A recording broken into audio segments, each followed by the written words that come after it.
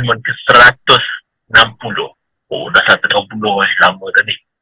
Baik, sebelum kita mulakan usrah kita pada malam ini, kita mulakan dengan umur kita saja.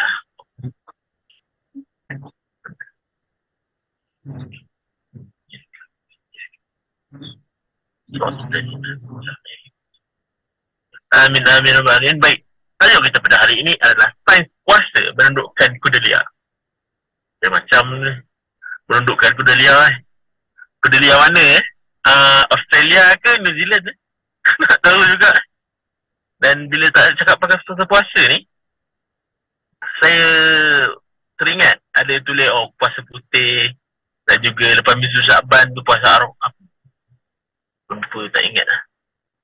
Mizu Syakban, lepas tu tiba ada puasa putih. Sekarang ni pun patutnya ada puasa putih 3 hari. Ini hari ke-2, esok hari ke-3. Mungkinlah, insyaAllah puasa. InsyaAllah. Baik, tanpa buang masa, saya jumpa Prof. Razli untuk berkongsi berkaitan tajuk malam ini. Silakan. Terima kasih Saudara Haidar. Assalamualaikum warahmatullahi wabarakatuh. Alhamdulillah Rabbil Alamin. Wassalatu wassalamu ala syafid anbiya al-mursalin wa ala alihi wa sahbihi ajma'in. Jadi Alhamdulillah pada malam ini kita dapat berjumpa lagi sekali untuk usrah ilmuwan ini. Dan untuk kali ini saya akan membicarakan mengenai puasa kerana kita akan menghadapi puasa tak lama lagi.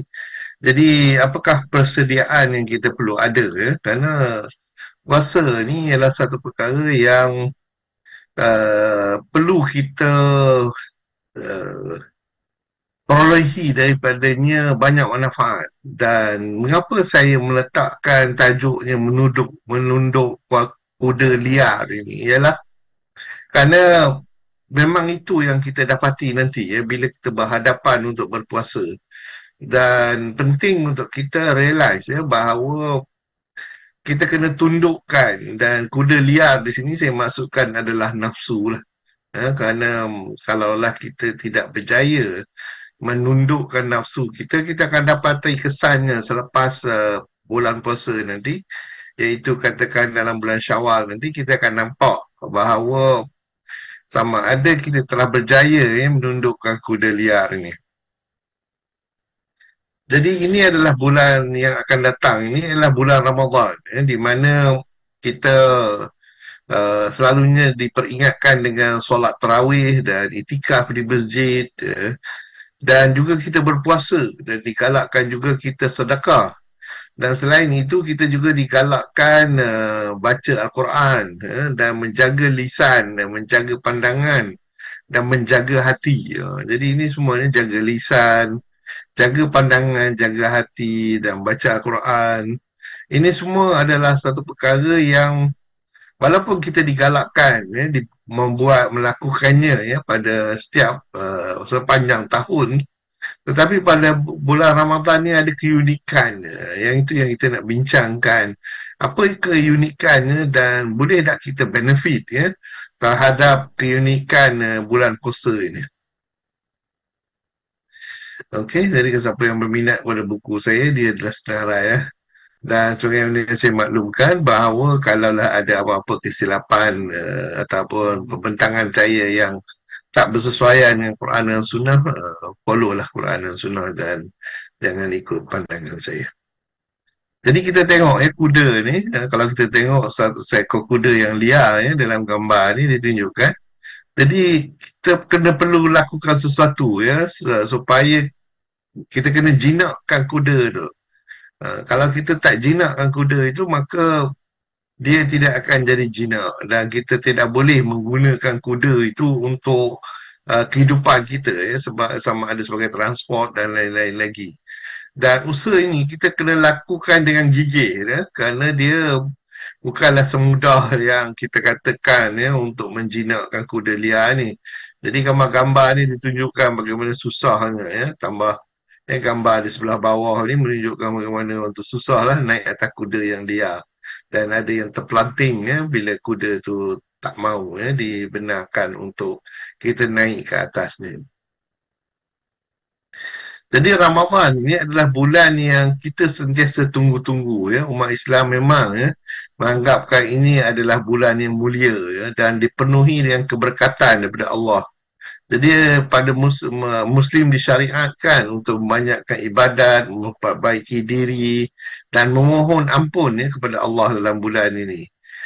Apa yang uniknya bulan ini adalah uh, hadis yang famous yang menyatakan bahawa pintu neraka telah ditutup dan pintu syurga dibuka. Jadi apakah maksudkan bahawa pintu neraka telah ditutup dan pintu syurga telah dibuka seluas-luasnya, serta syaitan telah ditambat?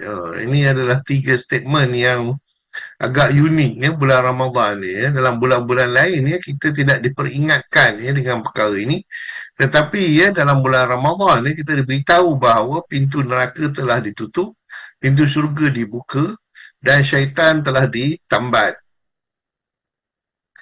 Jadi kita nak tahu apakah dia ini Ini adalah hadis Rasulullah SAW yang bermaksud apabila datangnya Ramadan maka dibuka pintu-pintu syurga dan ditutup pintu-pintu neraka dan dibelenggu syaitan-syaitan. Jadi apa ini maksud di hadis ini? Ini hadis sahih Jadi dalam lafaz ni kalau kita nak sebutkan juga sebagai apabila masuk bulan Ramadan pintu-pintu rahmat dibuka dan pintu-pintu jahanam ditutup dan syaitan-syaitan pun dibelenggu. Jadi elok kita cuba memahami hadis ini kerana dia penting dalam bila kita ingin menjinakkan kuda liar yang ada pada kita ni, itu nafsu itu nanti Jadi kalau mengikut Imam Bandar Ad-Din Al-Aini, dia menyatakan apa yang dimaksudkan buka pintu syurga kerana ketaatan yang banyak pada bulan Ramadan ni, kerana kita banyak taat kepada Allah dan membuka pintu ibadah. Oleh kerana itu jalan menuju ke jalan ke syurga begitu mudah dalam bulan Ramadan ni, kerana kita diberitahu bahawa syurga itu dikelilingi oleh benda-benda yang susah. Tetapi di bulan Ramadan kita rasa perkara yang susah itu nampaknya lebih senang untuk dilaksanakan. Begitu juga Syekh Al-Iz bin Abdul Salam menjelaskan mengenai perkara ini. Yang dimaksudkan terbuka je pintu syurga pada bulan Ramadan adalah satu perumpamaan daripada banyaknya ketaatan yang dapat dijadikan penyebab terbukanya pintu-pintu syurga. Dan pintu neraka ditutup kerana maksiat pada bulan Ramadan yang menjadi penyebabnya tertutupnya pintu neraka. Ini pandangan ulama lah. Dan muhadis ini ada juga mengatakan yang terbelenggu itu adalah syaitan, adalah perumpamaan kepada terlepasnya orang-orang yang sedang melakukan puasa daripada bisikan syaitan kerana orang yang berpuasa tidak akan terlalu berkeinginan untuk melakukan maksiat kerana dia sudah lapar jadi dia tidak akan melakukan maksiat. Dan begitu juga kita dapati tafsir-tafsir yang lain daripada Al-Qadi Iyad juga mengatakan lebih kurang macam itu juga. Dan kita fahamlah bahawa memang dia berkait dengan keadaan syurga dan neraka pada bulan Ramadan dan juga syaitan yang terikat Jadi bagaimana dengan maksud yang syaitan dibelenggu dalam hadis ini Ada banyak again interpretasi. Ada yang mengaitkan dengan syaitan yang mencuri berita langit. Ini disebutkan dalam ayat Al-Quran bahawa pada ketika Rasulullah dilahirkan bahawa syaitan tak boleh dah mencuri berita daripada langit. Adakah ini dimaksudkan? Ataupun ialah supaya kita dapat mengalahkan nafsu syahwat kerana nafsu syahwat ini adalah tunggangan syaitan dalam manusia. Dan nafsu ini Allah berikan kepada kita ianya tak bolehlah kata decide kata nak bunuh dia ke atau nak menghilangkannya. Dia sentiasa ada. Ada juga pandangan Al-Hafiz Ibn Hajar mengatakan bahawa yang diikat itu adalah syaitan-syaitan yang ganas sahaja bukan semua syaitan Jadi kita dapati mengikut Ibn Hajar ini bahawa itu mengapa kita kadang-kadang lihat walaupun dalam bulan puasa ada orang yang melakukan perkara-perkara maksiat Jadi yang ganas saja yang ini kebanyakan ulama yang mempunyai pandangan ini. Begitu juga dengan Ibnu Khuzaimah ya, menyebut mengenai perkara ini, iaitu syaitan yang ganas sahaja ya, dan yang syaitan yang lain juga masih terlepas ya. Jadi diperjelas juga oleh Abu Abbas Al-Qutubi juga mengatakan syaitan diikat pada bulan puasa dengan menjaga syarat dan adab ketika berpuasa. Dan dorongan hawa nafsu selalu mengajak kepada kejahatan. Jadi adat kebiasaan gangguan daripada syaitan manusia. Jadi apa yang kita dapati ya, bahawa syaitan itu sebenarnya yang kita ketahui ya, dalam surah yang terakhir sekali ya, iaitu Qul a'udzu birabbin nas, surah An-Nas, kita beritahu bahawa syaitan tu ada dua jenis, satu syaitan jin dan lagi satu syaitan manusia. Jadi mengikut pandangan Abu Abbas, dia mengatakan bahawa yang diganggu ya pada bulan puasa itu adalah gangguan daripada syaitan manusia. Jadi syaitan manusia juga boleh influence ya.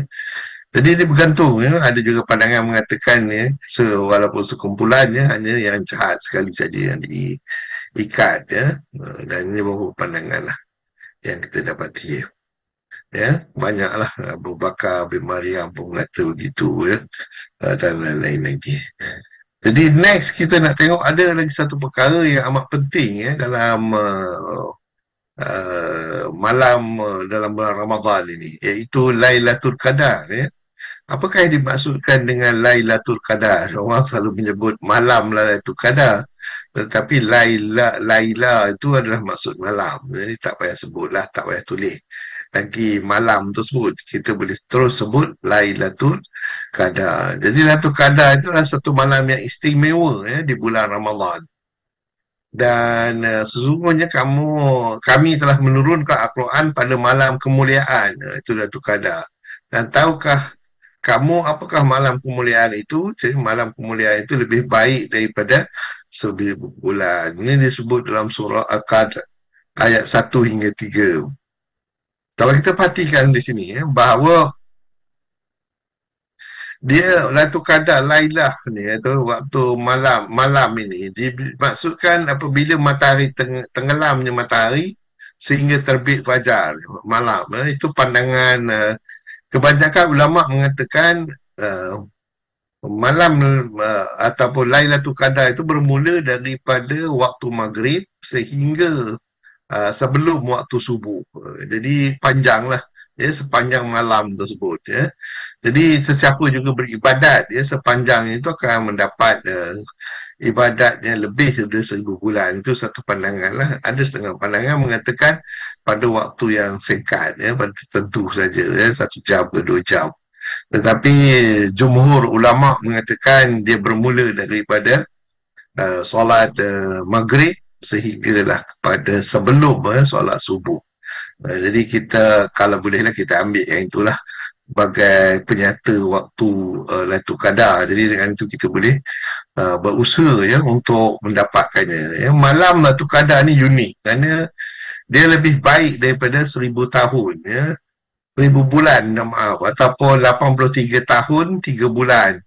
Jadi pada ketika itu mengikutnya apa yang dimaklumkan kepada kita daripada hadis bahawa malaikat Jibril turun ya, bersama dengan para malaikat membawa rahmat ya, dengan perintah Allah Subhanahu Wa Taala. Orang yang menghidupkan malam ini akan diampun dosanya oleh Allah Subhanahu Wa Taala dan mendapat keselamatan dan kebajikan semuanya ya, pada malam tersebut. Jadi bilakah ya, dia sepanjang bulan Ramadan ya, tetapi mengikut hadis Rasulullah, carilah kalau kita nak cari ya, carilah Lailatul Qadar pada 10 akhir Ramadan ya, dalam malam yang ganjil. Jadi itu dia pandangannya. Jadi bila ada tiba 10 hari bulan Ramadan, maka Rasulullah biasanya akan bangun seisi rumah dan menjauhkan diri daripada isteri-isterinya ya, dan dia menjalankan ibadat ya pada malam Lailatul Qadar, pada Lailatul Qadar. Dan 7 amalan yang biasa dilakukan: menghidupkan malam dengan ibadah, tilawah Al-Quran, melaksanakan solat malam, banyak berzikir, melakukan itikaf, solat isyak dan subuh berjamaah membaca doa Lailatul Qadar. Jadi itu yang doa yang diajar oleh Aisyah, Rasulullah kepada Aisyah. Okey, dan ini sekali membaca Al-Quran, berdoa, ziarah orang yang ulama-ulama, solat 2 rakaat dan 5 rakaat dan lain-lain, menuntut ilmu, zikir. Ini adalah mandi suci, sedekah dan baca surah Al-Qadar 1000 kali. Ini cadangan-cadangan lah kalau siapa yang berjumpa dengan malam itu Qadar ini. Jadi banyaklah yang boleh kita lakukan pada jadi kalau tengok ni malam itu pada malam tetapi kalau waktu lain waktu Ramadan pada siang ni boleh kita buat solat duha tapi ini malam itu Qadar ni tak masuk solat duha. Jadi kalau kita tengok dari Al-Quran ni, Imam Syafi'i beliau menghatamkan bacaan Al-Quran 60 kali dalam bulan Ramadan. Jadi macam adalah kita ni nak lawan dengan Imam Syafi'i. Okey. Jadi bila kita betul-betul membaca Al-Quran itu, dia akan beri kesan 7 tanda tadabbur tersebut. Dia akan menambahkan ilmu kita, mudah nak menangis, terdorong untuk berdoa dan meremang badan apabila membaca Al-Quran, dan dia rasa seronok apabila membaca ayat-ayat Al-Quran, dan selepas membaca hati menjadi lembut dan dia terdorong untuk sujud. Ini adalah perasaan-perasaan orang yang benar-benar membaca Al-Quran. Jadi pada malam terakhir itu dicadangkanlah beberapa aktiviti untuk kita laksanakan dalam hal ini. Jadi ini untuk siang hari bagi yang di bulan Ramadan.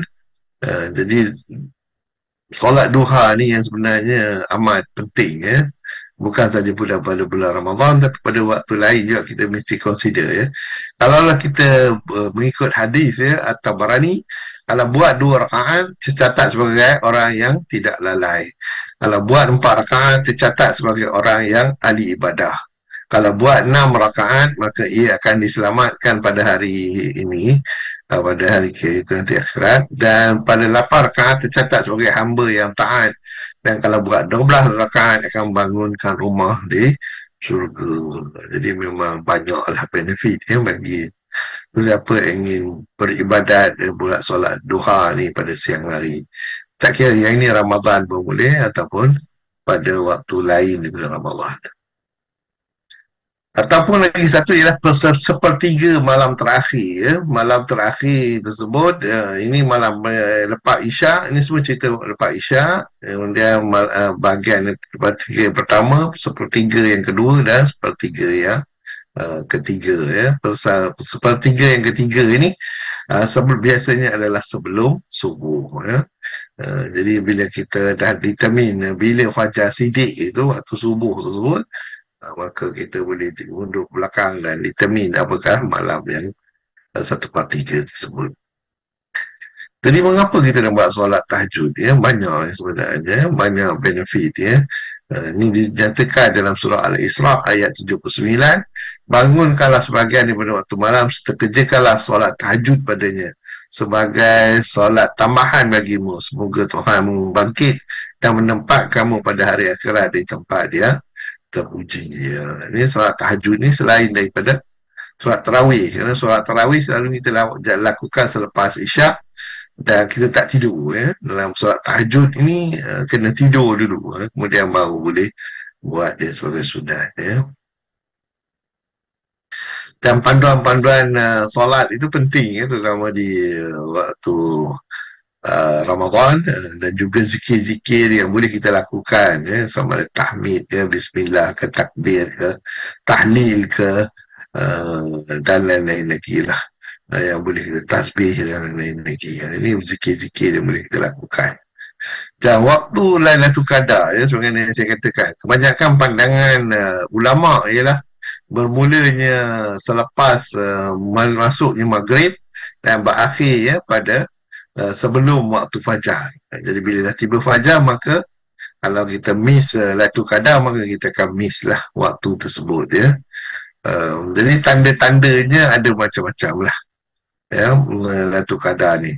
Satu tanda yang sebagai ahli fizik, ya, kita katakan malam tersebut terang dan nyaman dan tidak panas, ya, pada paginya. Jadi kita boleh sukat ini. Matahari terbit tidak terang dan tidak panas. Yang ini pun juga kita boleh sukat.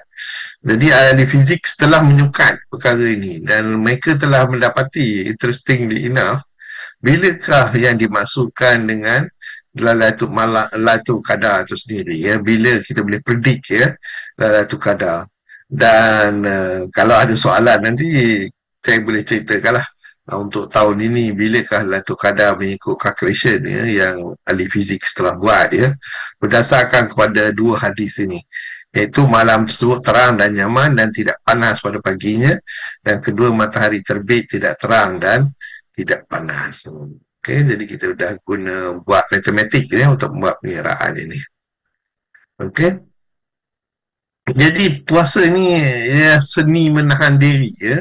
Jadi dia memang tujuan dia untuk menjaga diri kita, ya. Jadi puasa ni mengajar kita untuk menahan diri dari makan, minum, berfikir, bertindak negatif serta melakukan seksual dalam proses berpuasa, dalam masa daripada waktu subuh sehinggalah kepada waktu sebelum maghrib, ya. Jadi itu adalah tanggungjawab yang kita lakukan, ya, dalam bulan puasa. Okey. Jadi kita perlu, kalaulah kita nak mengawal, maka kita kena kawal, ya, diri kita, ya, pada bulan Ramadan ini. Latihan mental ini dengan sifat otak, ya, ini neuroplasticity ini penting, ya, dalam kita nak generate balik otak kita, supaya kewajipan kita untuk melakukan ibadat itu akan dapat kita lakukan dengan baik. Jadi apa beza malaikat, manusia dan binatang, ya? Kita lihat bahawa malaikat Allah berikannya akal tapi tak ada nafsu. Tetapi binatang diberikan nafsu tetapi tidak ada akal. Tetapi manusia ada akal dan nafsu, ya, dua-duanya ada sekali, ya, okay?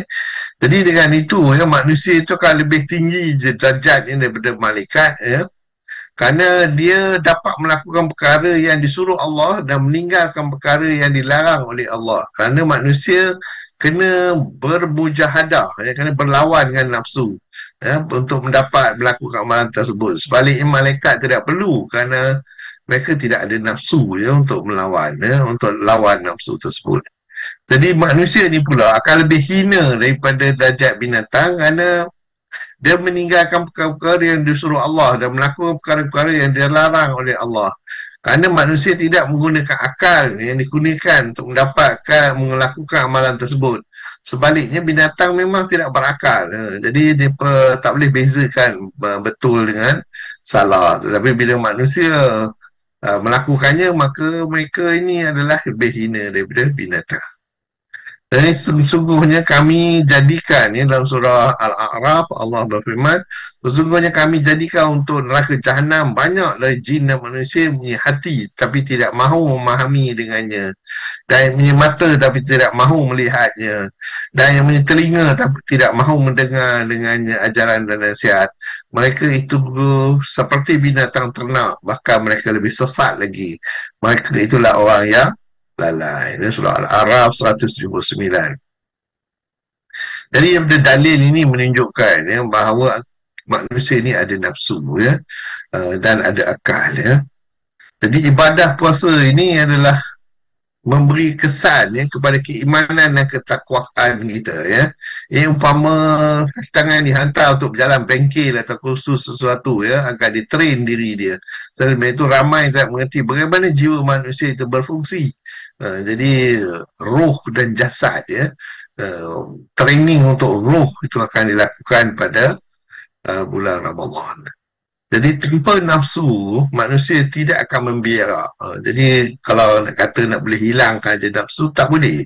Ya, kerana bila tak ada nafsu, dia tak boleh membiak.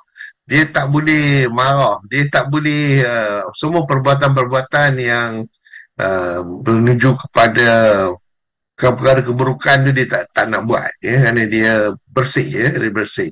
Jadi sebenarnya matlamatnya puasa ini untuk melemahkan kekuatan nafsu.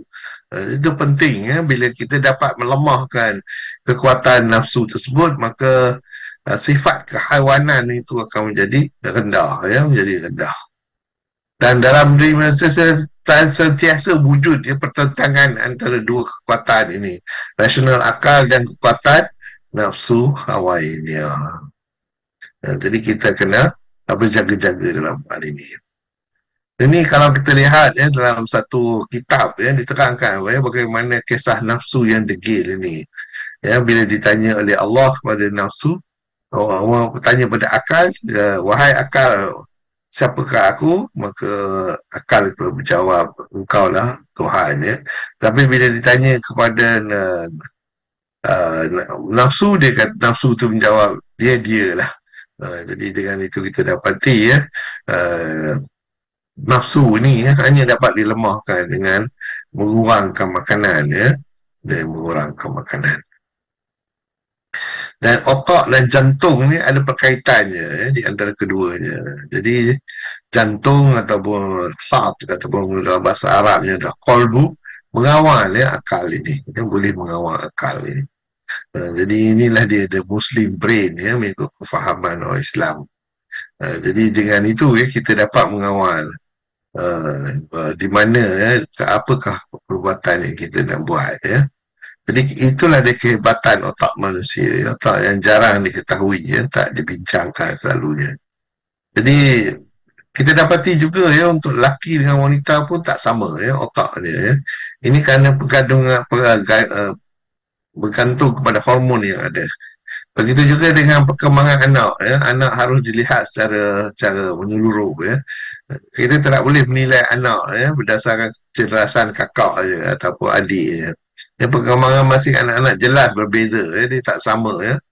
Jadi apa yang kita perlu perhatikan adalah perkembangan fizik dia. Dan lihat ya, dari segi otot dia dan bagaimana dia berkembang. Perkembangan sosial dia, bagaimana dia berinteraksi ya, bermain sendiri, bermain dekat dengan lain, bermain bersama mereka dan tidak berbahagi, bermain sekaligus, berbeza, bermain dengan tujuan, melakukan permainan terorganisasi ya, perkembangan sosial yang lain, perkembangan emosinya juga berbeza ya, dengan satu lain. Jadi kita penting untuk menguatkan jiwa dan mental anak ni, kerana harus memenuhi ke apa yang anak itu mahu. Jadi tidak sedikit anak yang mengalami gangguan tumbuhan, dan dia akan dapati kesannya dalam masa hadapannya. Apa yang pentingnya adalah kita tidak memanjakan anak ya, tidak pilih kasih ya, sebagai yang terjadi ya, dalam Al-Quran diceritakan mengenai perkara ini. Menerima perbezaan pendapat ya dengan anak, tidak membanding-bandingkan anak. Ini pun lagi satu ya, perkara yang perlu kita jaga. Berhati-hati dalam berbicara dengan anak ya, kerana mereka sentiasa ingat perbicaraan kita. Memberikan hukuman yang mendidik ya, bukan tujuan untuk menyakitkan. Memberi pengertian tentang stres ya pada anak. Ini penting ya dalam kehidupan sekarang. Jadi untuk membangunkan jiwa anak ini ya, banyak yang kita boleh lakukan. Kita kena menemani mereka, menggembirakan hati dia, beri memotivasi, memberi pujian dan bercanda dengan mereka ya, berbaik-baik dengan mereka. Barulah mereka akan menjadi seorang manusia yang baik dan cuba ya menuju ke jalan Allah, iaitu jalan yang ditetapkan oleh Allah. Jadi dengan itu ya, apa yang kita buat itu nanti akan membawa kita kepada ibadah yang terakhir, iaitu solat sendiri ya. Jadi jiwa yang ditempuhkan orang abrar senang membuat kebajikan ya. Dia memang suka ya untuk membuat kebajikan ya. Tapi kalau hatinya telah kotor, maka dia dapati dia tidak akan mudah ya untuk membuat kebaikan. Jadi jalan yang patut dilakukan ialah membanyakkan zikir ya, bagi yang dah terlepas ya. Jadi kita perlu lakukan zikir, majlis-majlis ilmu, zikir dan selawat itu perlu ya diikuti oleh semua. Dan dalam bulan Ramadan ini banyak perkara yang kita boleh buat lah. Jangan kita berdoa, makan sahur, baca Al-Quran, solat duha, solat sunat lain, bekerja, solat berjemaah, membeli juadah, membuka sahur, mempanjatkan doa sebelum buka, solat isyak dan tarawih, dan akhirnya banyak beristighfar. Ini jadual yang tipikal. Ada 15 perkara yang akan membatalkan puasa. Makan dan minum dengan sengaja, muntah, merokok, haid ataupun nifas, gila atau hilang akal, bekam, mengikut setengah pandangan tidak, suntikan pun tidak, keluarkan air mani, berhubungan seksual, menelan kehak, berenang, emosi, berenang pun kadang tidak, pada setengah pandangan, emosi dan murtad, mengubati kemaluan dan dubur, masukkan sesuatu, ini pun. Jadi ada setengahnya ada pandangan mengatakan tidak, Jadi kalau kita nak ringkaskan, perkara yang batal puasa ialah makan dan minum, masuk sesuatu dalam rongga badan, ikut Imam Syafi'i, sengaja muntah, bersetubuh, mengeluarkan air mani, keluar darah haid dan nifas, gila ataupun murtad. Dalam Islam ialah 7 perkara yang kita kena jaga-jaga bulan puasa ni. Dan apa tujuan kita ialah mengawal nafsu, bermula daripada nafsu amarah, lawamah, marhamah, mutmainah, radiyah, mardiyah dan kamilah. Itu adalah tingkat-tingkat nafsu yang kita boleh cek dengan diri kita sendiri, dan melihat perubahan-perubahannya. Dan hopefully dengan kita menjalankan pada waktu Ramadan, maka kita akan dapat mencapai tingkat-tingkat yang telah disebutkan itu. Dan kita menggunakan taubat sebagai satu cara.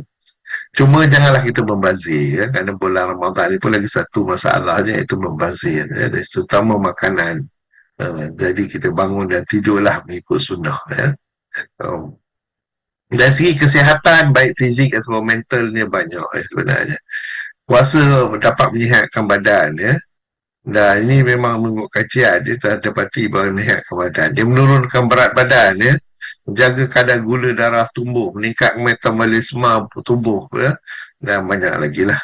Memanjangkan umur, puasa ni, mengatur nafsu makan,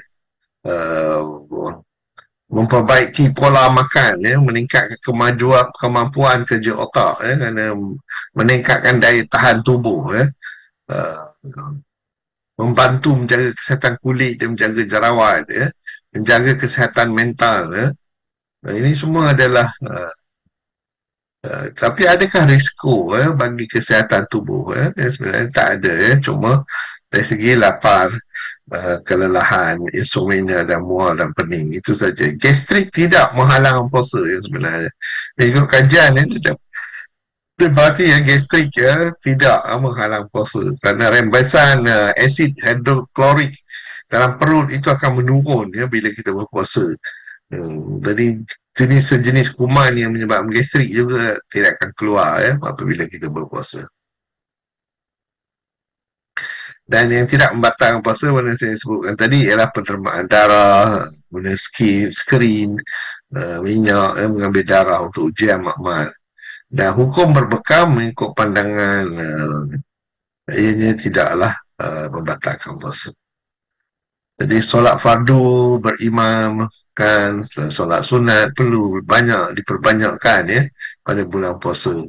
Kalaulah kita hukum, apakah hukum qada puasa Ramadan yang bersekali dengan puasa 6 Syawal? Ada khilaf lah. Ada kata sah, ada kata tidak sah. Tetapi Dr. Zulkifli Umar Bakri, dia lebih cenderung pada pendapat yang membolehkan. Ini kerana merupakan jenis ibadah yang sama tetapi dengan dua niat. Itu pandangan dia lah. Sah pada kita lah. Jadal harian itu adalah macam mana tadilah telah disebutkan, Dan 5 keistimewaan bulan Ramadan ini dinyatakan 5 perkara. Yang pertama ialah pada awal Ramadan Allah melihat umatku, dan bau mulut yang berpuasa itu adalah lebih harum dari bau kasturi. Para malaikat mohon ampun untuk umatku, dan Allah perintahkan kepada syurga, berkata kepada, bersiap-siaplah, berhias diri untuk hamba-Ku yang akan datang. Dan pada akhir-akhir malam tu akan ada malam itu kadar. Itu dari keistimewaan yang Allah berikan kepada umat Nabi Muhammad. So saya berhenti setakat itu. Wabillahi taufiq wal hidayah. Assalamualaikum warahmatullahi wabarakatuh.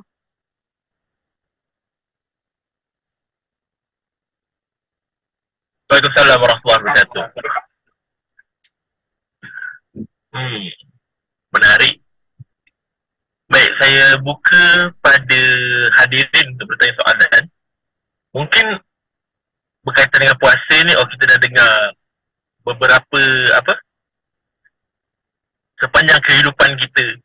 Setiap kali nak puasa mesti ada ceramah puasa, pasal puasa dan puasa. Ialah mengingatkan kita untuk ke puasa ya. Mengingatkan kita untuk berpuasa. Tapi ada tak nanti hari hadirat yang nak mau bertanya maupun menambah konten-konten yang telah di-sharekan pada malam ini? Silakan.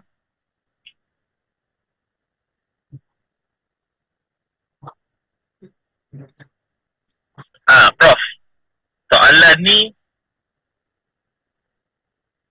bermula dengan persoalan salah pernyataan, tapi mungkin tak tahu ada soalan ke tidak. Tapi pada pandangan saya, kebanyakan orang adalah mengejar malam qadar itu sendiri. Tetapi soal bila mereka mengejar tu adalah mereka cuma beribadah pada 10 malam terakhir sahaja. Dan kadang-kadang yang itulah, dan kebanyakannya hanya membuat tarawih, tetapi kadang-kala yang fardu tu tidak dilakukan kerana tarawih ni lebih wajib dan sebagainya. Persoalan saya, mengapa mereka mencari Lailatul Qadar tapi tidak mencari kemanisan iman? Betul tak? Silakan Prof. Macam Prof? So kemanisan iman ni susah sekali. Lailatul Qadar mungkin senang. Silakan Prof. Okey, kemanisan iman ini, kalaulah kita membuat ibadat banyak kali, kita akan dapati. Jadi malam Lailatul Qadar ni kita tahu dia adalah malam di mana apa saja yang kita buat kita akan dapat 1000 bulan. Maknanya satu malam tu saja sama dengan 1000 bulan. Jadi kalaulah kita katakanlah kita buat solat tahajud pada malam itu, jadi kita akan dapat kemanisannya lah. Kerana kita dapat pahala 1000 malam. 1000 malam. Jadi kerana itu yang menyebabkan ramai orang cuba untuk mencari Lailatul Qadar ni, kerana kita umat Nabi Muhammad saja yang diberi Lailatul Qadar ni. Umat lain tak diberi. Mengapa umat kita diberi? Kerana umur kita pendek. Umur kita, Rasulullah kata, di antara 60 hingga 70 tahun. Jadi macam saya ni dah dalam kategori nak habis lah. Nak habis lah. So macam Nabi Nuh alaihi salam, kita tahu umur dia 1000 tahun. Jadi 1000 tahun kalau banding mereka beribadat, Nabi Nuh punya, orang kata, umat dia beribadat banding dengan kita punya ibadat, itu pun dalam kita baru nak dewasa tak kira lagi. Bila kita dah dewasa baru kira. Kalau untuk lelaki lebih kurang 15 tahun. Jadi 15 tahun dengan, katakanlah kita meninggal 65, berapa tahun sangat banding dengan Nabi Nuh punya umat dia, lagi lama dia beribadat daripada kita. Jadi itulah dia hadiahnya. Tapi macam saya katakanlah, saya sendiri berpandangan Lailatul Qadar itu bermula daripada maghrib sehingga waktu subuh. Jadi dengan perkataan lain, kita kalaulah buat setiap malam, memang kita akan dapatnya Lailatul Qadar. Jadi memang akan dapat. Jadi orang kata kalau bulan Ramadan ni start daripada hari pertama sampailah hari 30 Ramadan tu, kita buat setiap malam, buat ibadat, mesti dapat punya 1000 bulan tersebut. Itu pandangan saya lah, walaupun ada setengah ulama dia kata tak Lailatul Qadar tu hanya 1 jam 2 jam je. Tetapi jumhur ulama mengatakan bila dikatakan Lailatul Qadar itu ialah bermula daripada maghrib sampai subuh. Dan macam saya katakanlah, saya sebagai ahli fizik, kita dah buat calculation dan kita ada satu formula yang memberitahu bilakah malam Lailatul Qadar itu akan berlaku, ya. Macam mana Haidar nak tahu tak tahun ini bila akan berlaku?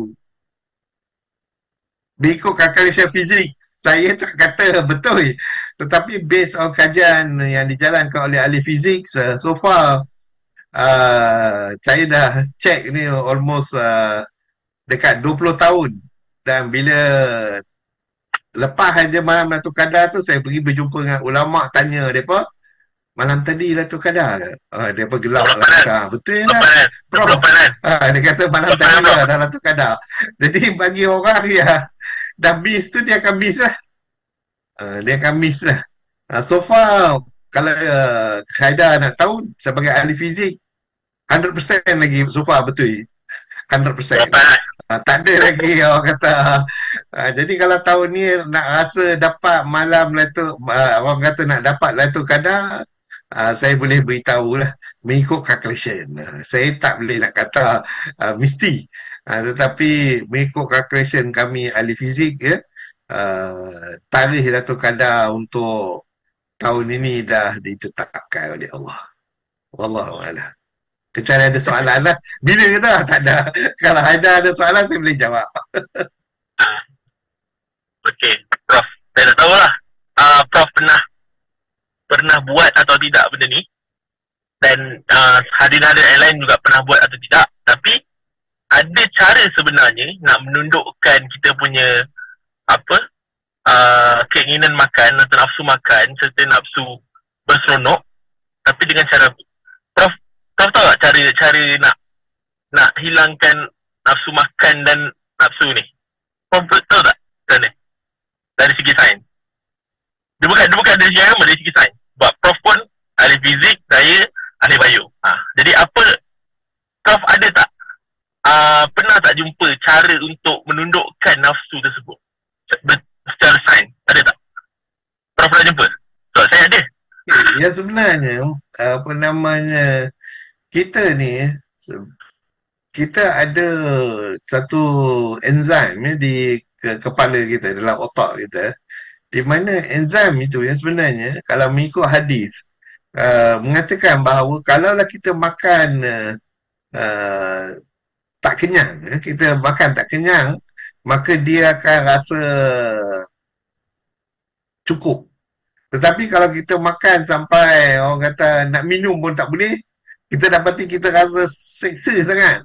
Nak tidur pun susah, semua nak susah. Jadi itulah, saya sendiri berpegang pada hadis itu. Ya. Kita jangan makan banyak sangat. Especially bulan puasa lah, masa nak berbuka tu.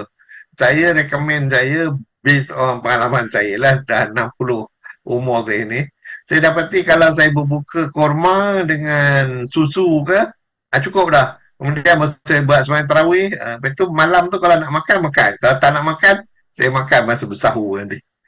Dan saya dapati, alhamdulillah, dia lega. Tapi kalau saya, kadang-kadang lah kita nafsu kita kuat juga lah. Bila terutama pergi kat rumah orang yang hidang macam-macam tu, kita makan. Boleh. Lepas itu main tarawih pun tak boleh bangun, semua tak boleh. Dan sampai besok pagi baru lepas subuh, main subuh je baru sedar lah. Pasal dah kekenyangan sangat, macam ular lah orang kata. Ular ni kalau kata nak tangkap dia, bagi dia seekor kambing, dia makan tu dia tak jalan mana dah, dia duduk kat situ je makan kambing tu. Manusia ni pun lebih kurang sama lah. Wallahualam. Prof, untuk saya sendiri, saya cakap kepada hadirin-hadirat juga, saya sebagai seorang ahli biologi, saya sebut dan saya tekankan bahawa cara kita tundukkan nafsu dari segi sains adalah kita kurangkan makan sedap atau makan buat kita gembira. Dia ada satu apa sebutan dia? Bukan enzim. Enzim kot. Enzim bernama dopamin. Daripada badan kita akan keluar, dan dopamin ni hasilnya sebenarnya macam kita gembira dan teruja. Contoh, kita makan cendol pulut durian, tak tahulah, ada yang terliur jugalah bila dengar, tapi bila kita makan tu, kita rasa gembira dan sebagainya. Tapi apabila overdose, dia akan jadi, yalah, kalau contoh kita makan pagi, oh bini masak sedap, tengah hari bini masak sedap, malam bini masak sedap, oh happy. Tapi bila terlebih sangat, dia akan jadi bawa kepada kemalasan. Dia akan bawa juga kepada kekenyangan tu, malas, sifat malas, sifat beribadah pun susah dan sebagainya. Memang dopamin tu bagus, tapi bila terlebih dia akan jadi mudarat. Dan kepada sahabat-sahabat dan katalah ibu-ibu bapa-bapa di luar sana, bila kita nak makan senang, nak makan senang, tapi lepas makan tu kita kena hadap, tak Prof? Kadang-kadang yang kita buka puasa dengan apa? First, kurma. Lepas tu air sorang satu air sorang satu jam. Lepas tu nasi kau kena pula dengan roti john, wajib roti john. Lepas tu ni kuih-kuih dia. Memang kita nampak okey, masa pergi dekat bazar Ramadan, kita macam dopamin naik, dopamin naik. Nampak tu sedap. Tapi kalau kita layan dopamin tu, kita layan, kita beli satu bazir dekat duit tu bazir. Lepas tu nak buang lagi semua bazir. Dan saya sebagai student yang pernah berniaga kat bazar Ramadan, memang pembaziran tu banyak. Lepas bazar Ramadan tu tutup, banyak makanan. Siap tanya, bang, nak saya selalu dulu depan tu ada jual ayam gunting. Ayam gunting RM1.8. Mahal. Lepas habis ni, dah maghrib tu tanya, bang, ayam gunting tu ambil tengok dua lah, RM10. Cak, Prof, dengan harga tu macam dia memang tolak je, sebab dia lebih. Dan pembaziran memang berlaku. Jadi untuk sahabat dan sahabat dan ibu bapa di luar sana, kalau boleh pastikan anak-anak anda, rasa tu pula, anak-anak anda mendapatkan makanan yang cukup, tetapi tidak terlalu membuatkan mereka rasa teruja serta macam melebihi dari tahap kemahuan mereka. Contoh, kita bagi anak-anak kita gula-gula, dia suka. Lepas tu lagi gula-gula. Habis kalau sampai 3 paket besar Cloud9 bagi kat anak tu, tak sikit perut dah. Tentulah juga ada kita. Betul, kalau kita teruja tengok drama, tengok K-drama dan sebagainya, rasa teruja, betul. Tapi bila lebih sangat, nanti jadi malas. Tak tahu lah, bila fikir balik, kita nak gembirakan hati kita, yes, pahala. Tapi dengan pahala tu timbul dosa, dia kan kita tak solat, kita tak puasa dengan betul dan sebagainya, kita mubazir. Jadi apa yang kita buat pada diri kita, kita makan adalah beri pahala, tapi juga dia mengundang pada dosa. Nampak betul, nampak mudah tapi betul salah. Nampak mudah tapi dia akan jadi menyusahkan hidup kita juga. Sebab yalah, ladang pahala kan. Bulan puasa ladang pahala. Tapi dia juga mengundang pada dosa. Tak adalah berganda dosa, tapi yalah, pembaziran setiap hari berganda lah dosa setiap hari.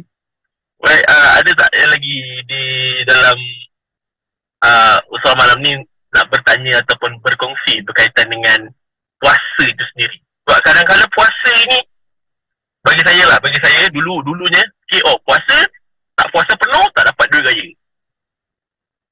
Duit raya tu, satu hari, RM1. So, RM30. 30 memang top. Sekarang, dia balik, macam tu. Puasa penuh.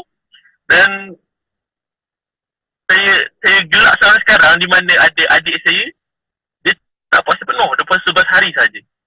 So dapat RM11. So macam, dia pandang lah kenapa pula abang dapat RM3, dapat RM11. Lepas tak puas hati, next year puasa penuh. Untuk budak-budak boleh, tapi untuk orang dewasa dia kena lebih, dia meletakkan diri dia lebih. Sebab itulah Prof saya sebut tadi kebersihan iman. saban hari. Saya sendiri kadang-kadang uh, pernah merasai kemanisan iman tu. Tapi bila sampainya bulan puasa, kemanisan iman tu tiada. Kerana membuat suatu ibadah tu dengan terpaksa. Sibuk ayah suruh pergi masjid dan sebagainya. Pergi beli barang, pergi. Kata-kata, aku pasal kena buat benda ni. Hati kita dah tak redha. Dia meninggalkan dosa mungkin. Itu bagi saya lah. Bagi Prof, saya tak tahu apa pendapat Prof berkaitan dengan apa puasa. Dalam bulan puasa ni menjadi lubuk dosa juga. Macam mana, Prof? Macam mana tu? Bahawa orang cakap, ni semua ladang pahala. Yes. Tapi bagi saya, dia adalah ladang dosa juga. Macam mana, Prof? Aku nama Prof berdasarkan saya punya point tu. Betul? Kena salah? Macam mana, Prof? Okey. Dia sebenarnya macam puasa ni. Saya katakan tadi, tujuan kita ialah untuk menjinakkan nafsu kita, ataupun kuda liar lah pada yang saya sebut itu. Tetapi kita kena berusaha, ya. Dia bukan boleh jinak gitu-gitu saja. Tak tahu pernah dah naik kuda liar ni. Di Malaysia ni tak banyak sangat, ya. Tetapi kalau di luar negara, ya, memang ini satu perkara yang banyak dilakukan.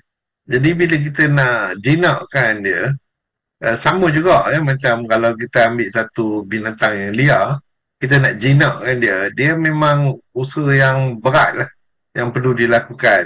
Terutama macam kita, sistem education kita tak ada sistem yang mengajar macam mana nak jinakkan nafsu.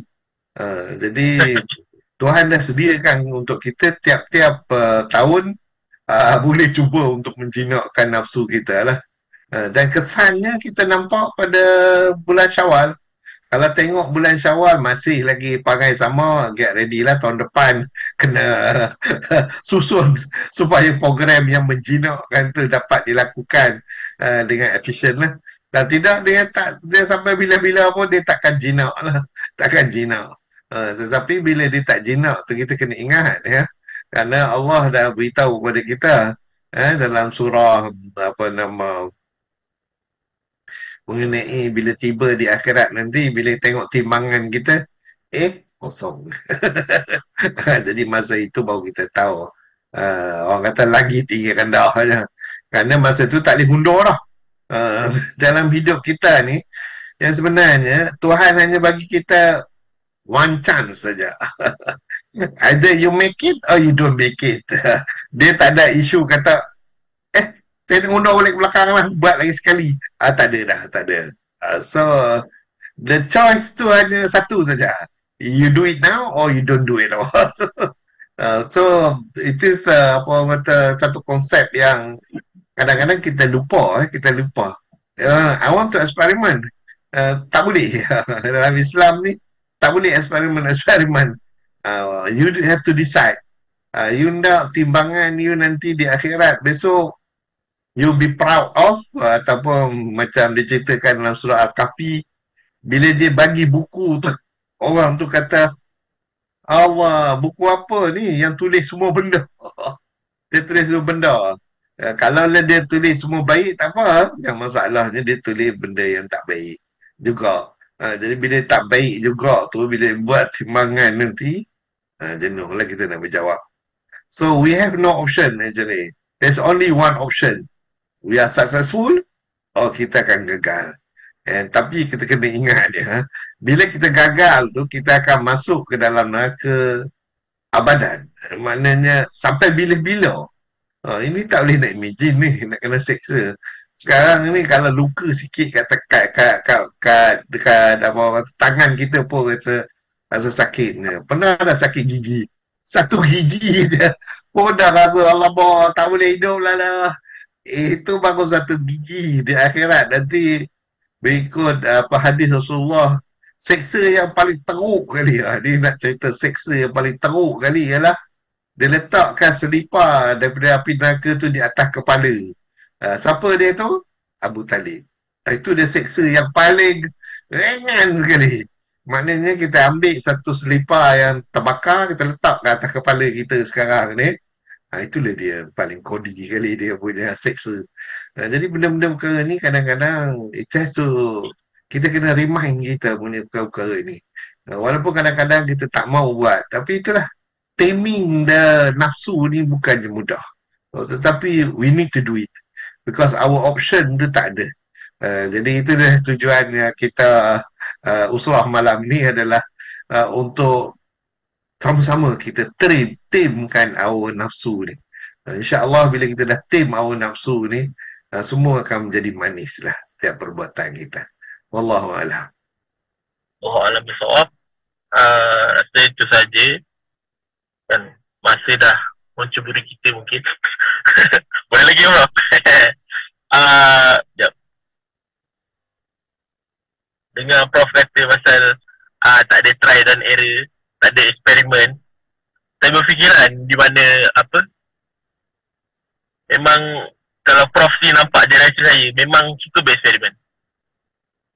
Betul tak Prof? Kau nampak tak? Di mana mereka berpacaran di sini, berpacaran di sana, nak kahwin-kahwin 2-3 tahun. Itu eksperimen. Mungkin dia jadi isteri, belum jadi isteri, buat cara macam suami isteri. Lepas tu macam-macam lah. Lepas tu bila puasa, puasa untuk puasa. Malam tu pergi makan luar, pergi makan luar itu lah.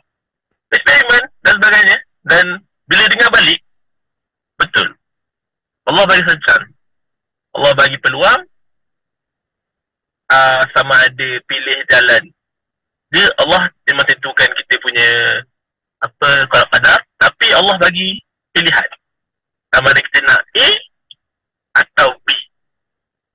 Atau tidak, tak boleh dulu, boleh C. Itu adalah laluannya.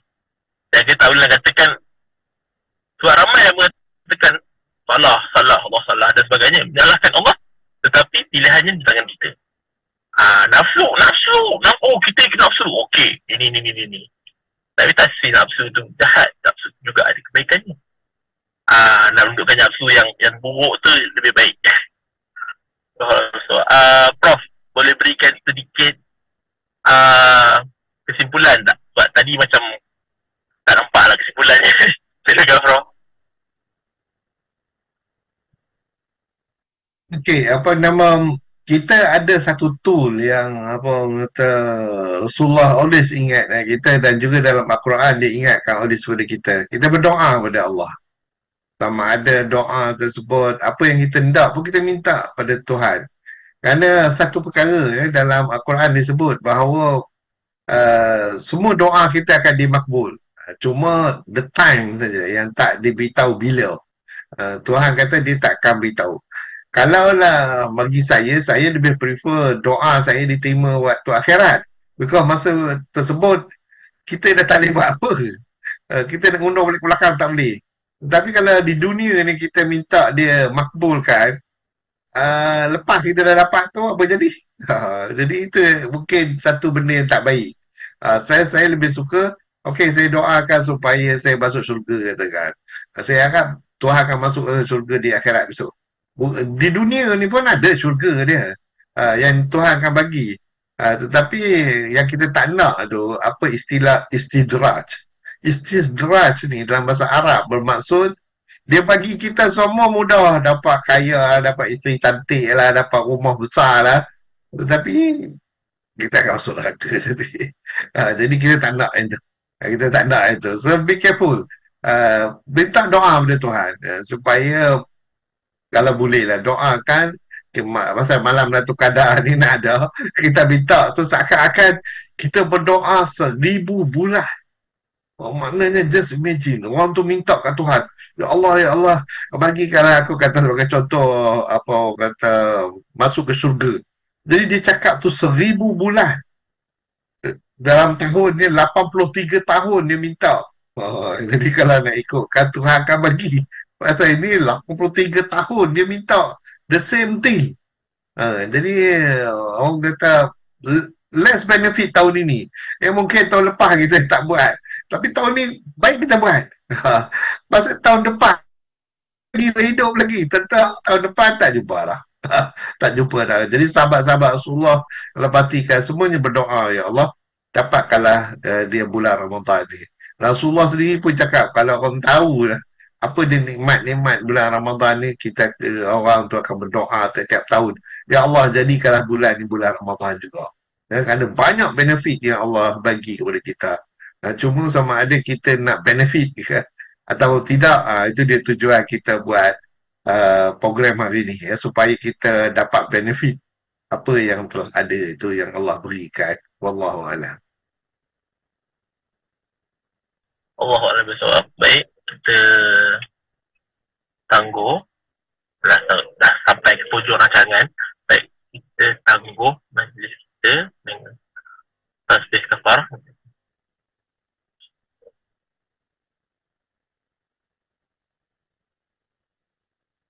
Baik, terima kasih Prof sekali lagi atas perkongsian pada malam ini. Serta diharapkan semua kita akan berjumpa lagi hari dan masa yang sama minggu hadapan juga di bulan Ramadan. Dan pastikan kita menyucikan diri sebelum kita menghadapi lahir. Wallahualam. Saya dengan Allah. Taufiq wa hidayah. Assalamualaikum warahmatullahi wabarakatuh.